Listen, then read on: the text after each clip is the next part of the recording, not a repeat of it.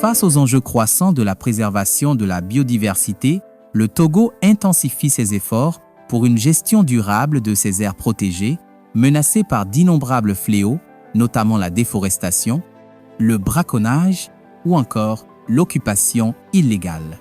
Dans le cadre du programme d'appui à la lutte contre le changement climatique, la protection de la biodiversité et l'agroécologie, le PALCC+, deux dispositifs de suivi ont été mis en place pour évaluer l'efficacité de la gestion des aires protégées et l'état de conservation de leur biodiversité. C'est dans ce contexte qu'un atelier national de restitution s'est tenu les 3 et 4 avril 2025 à Lomé.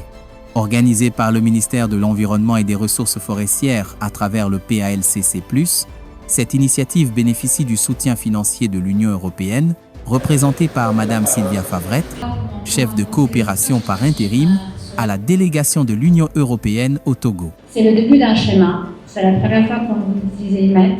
Peut-être qu'il y a une vraie prise en main des questions d'ALEFA, mais il y a du chemin à parcourir ensemble sur ces domaines-là. Et pourquoi pas ne pas le valoriser? Cette rencontre a permis d'établir un état des lieux précis des aires protégées prioritaires du pays.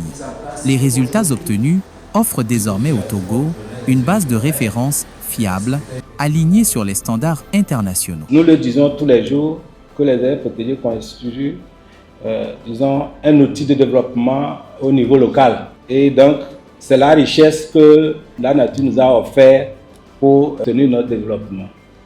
Mais aussi faut-il que nous puissions apprécier cette richesse-là. Donc, le travail a été fait. Il est question aujourd'hui de partager les résultats, de les analyser, de les comprendre surtout et de nous dire quels sont les enseignements qu'on peut tirer de ces résultats pour mieux suivre. La première journée de cette restitution a été consacrée aux résultats de l'évaluation de la gestion des aires protégées à l'ensemble des acteurs présents. Des communications successives ont permis d'approfondir l'efficacité des actions menées sur le terrain. Cette évaluation, réalisée grâce à l'outil IMET, a concerné les aires protégées de Fazao Malfakassa, Abdoulaye et Togodo, ainsi que les zones conservées, à savoir la forêt communautaire d'Alibi 1 et le complexe des mares d'Afito. Nous avons évalué de façon globale l'efficacité de la gestion de chaque aire protégée et donc nous avons eu des scores. Aujourd'hui, avec Fazao, nous sommes à un score de 29% et avec Togodo, nous sommes autour de 34% et Abdoulaye, nous sommes autour de 30%. Et donc, plus tard, après 2-3 ans, nous allons refaire les mêmes évaluations pour voir à quel niveau nous avons pu progresser. Au cœur des échanges, une réflexion intense. Les participants scrutent les résultats, questionnent, débattent. Chaque intervention éclaire un pan des services écosystémiques. Chaque idée ouvre une nouvelle piste d'amélioration. Ces discussions, véritables moteurs du changement, vont au-delà de simples dialogues. Aujourd'hui, ce que nous remarquons, nous pouvons aller vers cette planification d'ici 2030 pour essayer quand même de prioriser des actions que nous allons faire sur le terrain.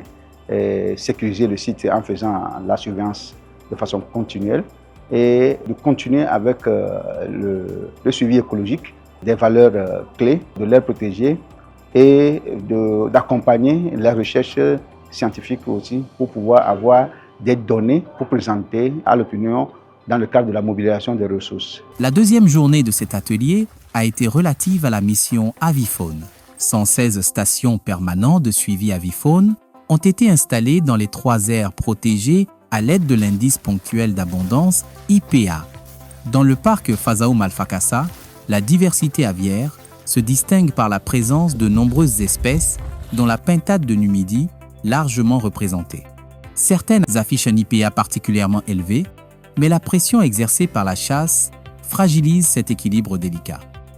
En ce qui concerne le complexe de Togodo, la population d'oiseaux est relativement abondante. Cependant, une poignée d'espèces dominantes regroupe une part significative des effectifs. Seules quelques-unes affichent un IPA élevé, tandis que la faible présence d'espèces plus rares met en évidence la vulnérabilité du site face aux menaces anthropiques et naturelles.